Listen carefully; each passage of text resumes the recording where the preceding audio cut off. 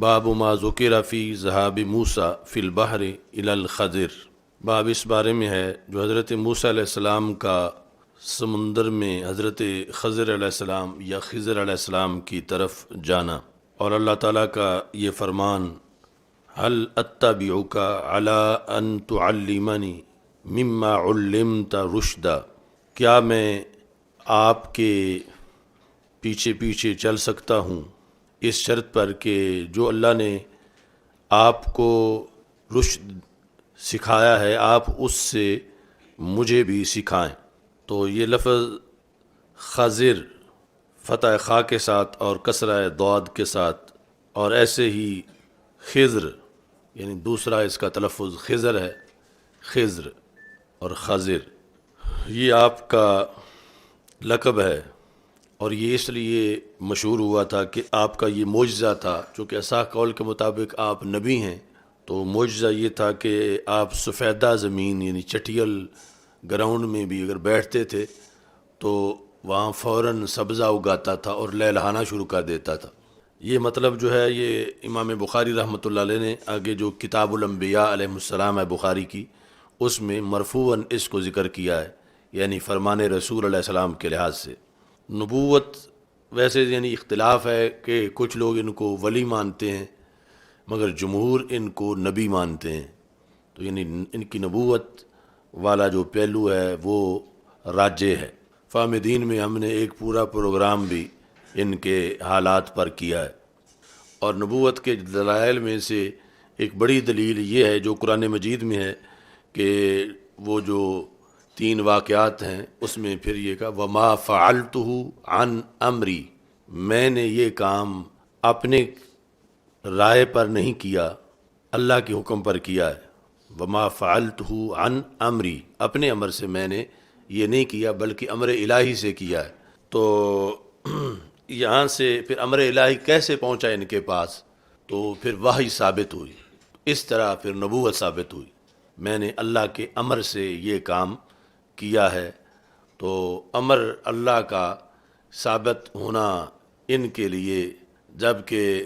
اور کوئی ذریعہ نہیں تھا، تو ایک تو یہ ہے نا جس طرح کسی نبی کے صحابی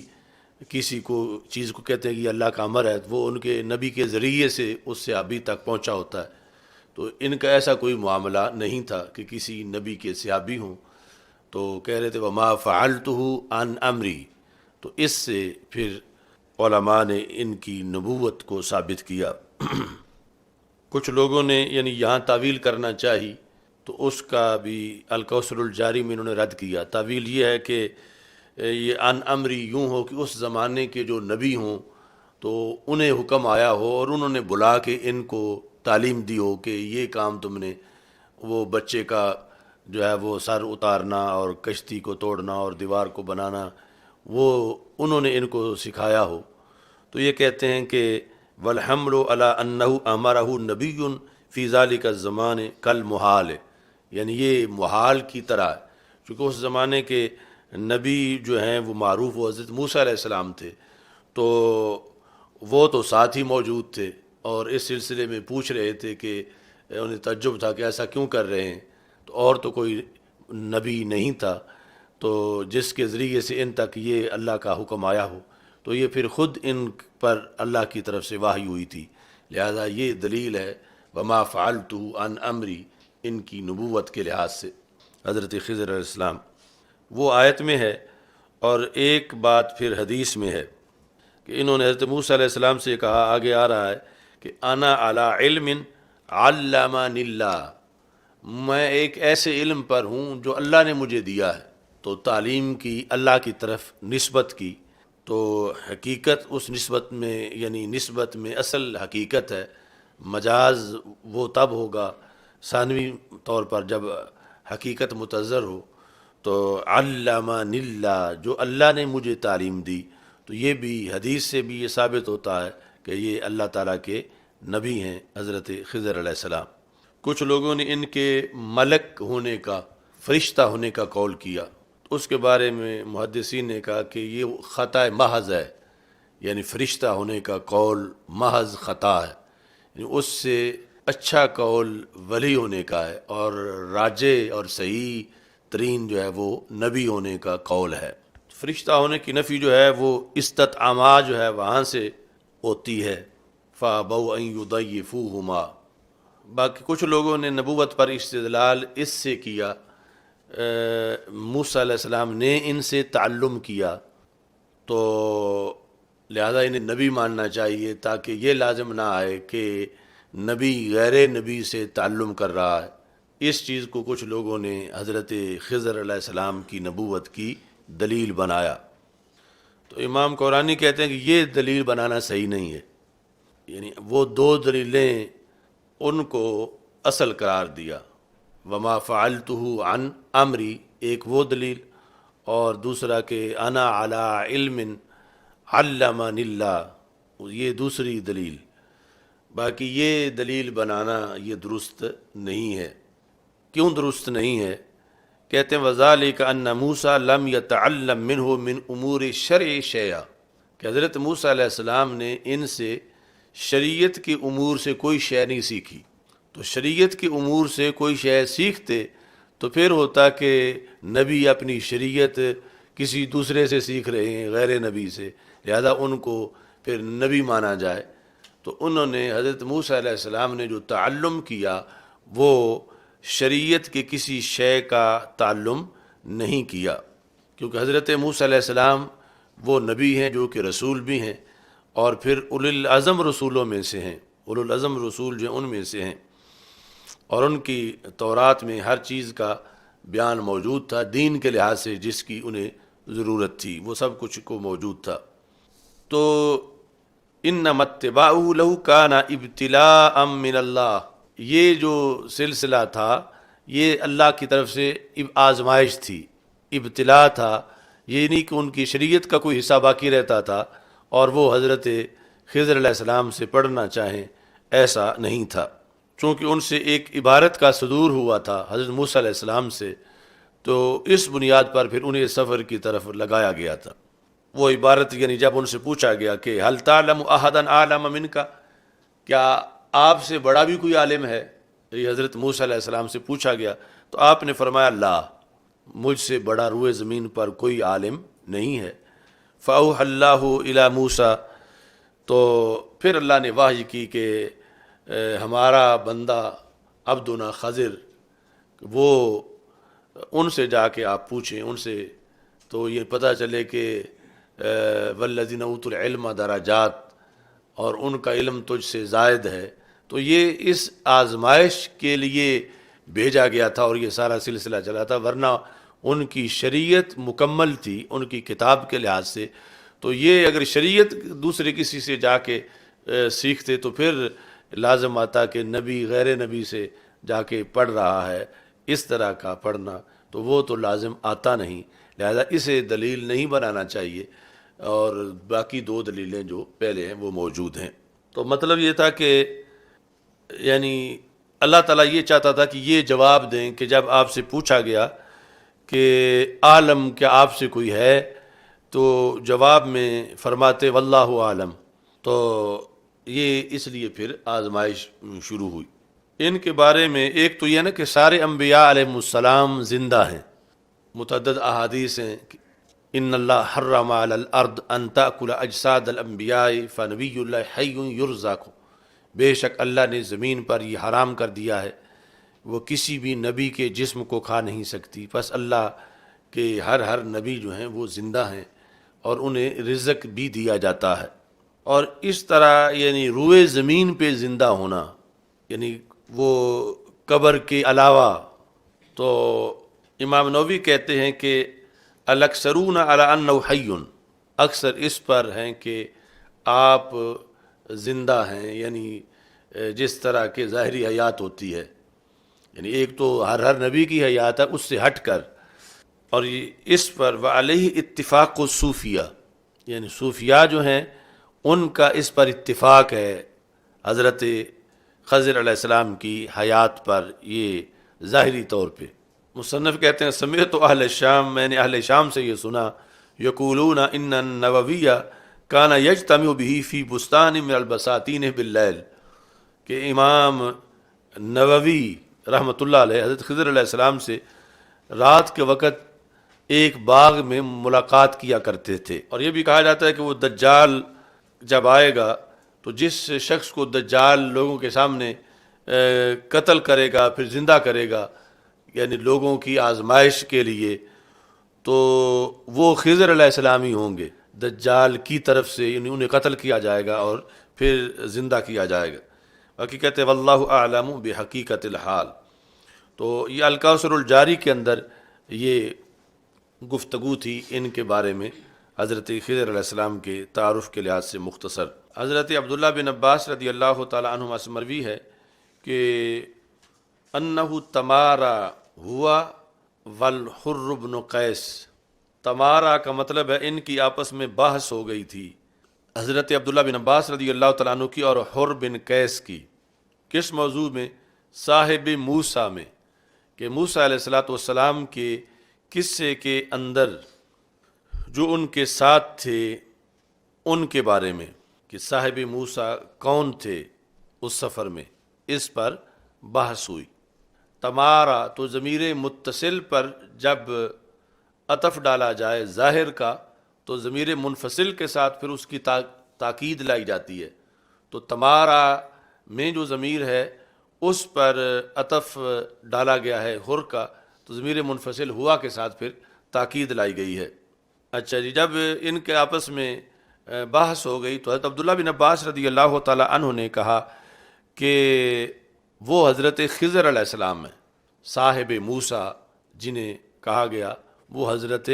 خضر علیہ السلام ہیں۔ اتنے میں ان دونوں کے پاس سے حضرت ابی بن کعب گزرے، چونکہ یہ چھوٹی عمر کے صحابی ہیں تو وہ سینئر صحابی تھے، یعنی زمانہ تھا سرکار دو عالم صلی اللہ علیہ وسلم کے وصال کے بعد، تو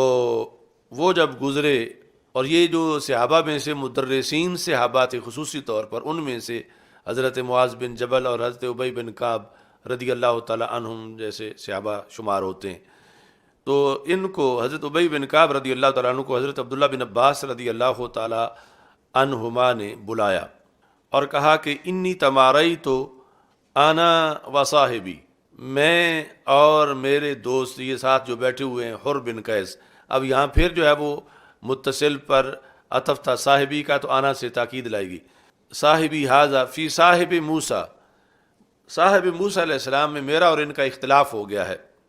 الذی سال موسیٰ السبیل الی لقیہ، وہ صاحب موسیٰ کہ جن سے ملاقات کے لیے حضرت موسیٰ علیہ السلام نے رستے کا سوال کیا تھا۔ حل سمعت النبی صلی اللہ علیہ وسلم یذکر شانہ، تو آپ کے پاس کیا کوئی ایسی حدیث ہے کہ رسول اکرم صلی اللہ علیہ وسلم نے وہ جو صاحب موسیٰ ہیں جن سے وہ ملنے گئے تھے تو ان کے بارے میں کچھ بتایا ہو؟